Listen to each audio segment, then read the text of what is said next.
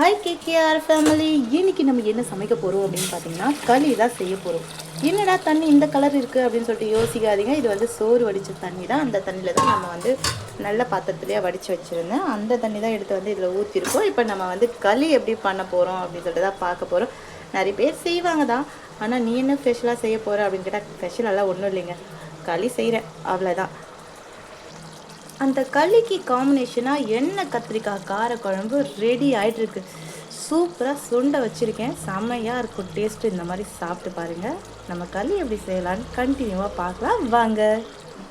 களி செய்கிறதுக்காக நம்ம 2 மாவு எடுத்துருக்கோம். இது பார்த்திங்கன்னா சோள மாவு, இது பார்த்திங்கன்னா கேழ்வரகு. ரெண்டுமே உடம்புக்கு ரொம்ப ரொம்ப நல்லது. அதுவும் சுகர் பேஷண்ட்டுக்கு ரொம்ப ரொம்ப நல்லது. இது ஹெல்தி ஃபுட்டும், குழந்தைங்களும் நல்லா சாப்பிட்லாம். ஆனால் இப்போ தான் யார் சாப்பிட்றாங்க? எல்லாமே பீஸா, பர்கர், லொஸ்க்கு இதை தானே விரும்புகிறாங்க. இந்த மாதிரி ஐட்டம்ஸ் எல்லாம் யாரும் விரும்ப மாட்டாங்க. ஆனால் என் பொண்ணுக்கு ரொம்ப ரொம்ப பிடிக்கும். இந்த களி செஞ்சு கொடுத்தாச்சுன்னா இந்த கொதிக்கிற கஞ்சி தண்ணியிலே லைட்டாக கொஞ்சமாக உப்பு சேர்த்துக்கலாம். உப்பு சேர்த்தா தான் எந்த ஒரு பொருளுக்குமே கண்டிப்பாக டேஸ்ட் வரும். இது கொதிச்சிட்டே இருக்குது. இதில் வந்து நம்ம கொஞ்சமாக சாதத்தை ஆட் பண்ணிக்கலாம். களிக்கு வந்து நம்ம நொய் எதுவும் உடச்சி வைக்கலாம். அதனால சோறு தான் இதில் போட்டு கலக்க போகிறோம். சோறு ஏற்கனவே வெந்திருந்ததால இது ரொம்ப நேரம் கொதிக்க வேணாம். நம்ம வந்து இந்த மாவை இதில் தள்ளிக்கலாம் ஃபுல்லாகவே.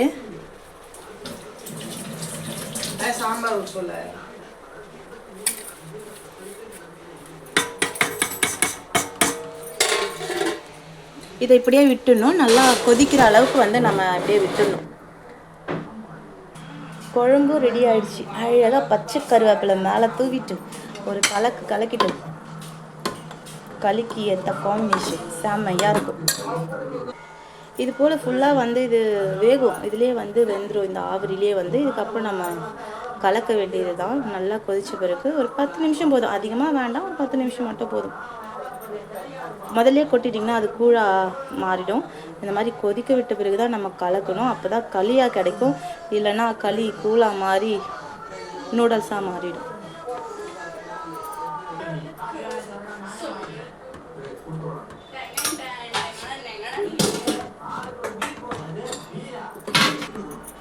இது வந்து ஃபுல்லாக சூடாக இருக்கும்போதே நம்ம இப்படி கலக்கோன்னா கட்டி முட்டி இல்லாமல் செமையாக வந்துடும். களி வந்து ரெடி ஆகிடும். இருங்க, என்னால் வீடியோ கையில் பிடிச்சிட்டு பண்ண முடியல. நான் களி ஆக்கிட்ட பிறகு உங்களுக்கு நான் வீடியோவில் காட்டுறேன்.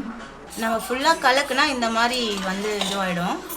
அப்போ நம்ம என்ன பண்ணணும், ஒரு சின்ன பாத்திரத்தை எடுத்துகிட்டு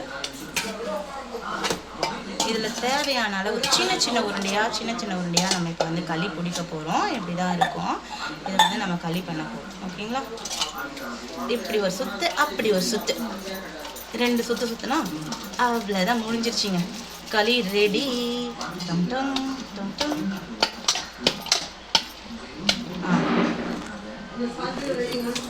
ஓகேங்க, இதுதாங்க களி ரெடி ஆயிடுச்சுங்க. ஸ்டார்ட் ஆயிடுச்சு. இது காவியாக்கு களி ரெடி ஆயிடுச்சு. கட் பண்ணி ரெடி ஆயிடுச்சு. குழம்பும் ரெடி ஆயிடுச்சு. எல்லாரும் சாப்பிடலாம் வாங்க. Healthy food. ஓகே, பாய். அடுத்த வீடியோவில் பார்க்கலாம்.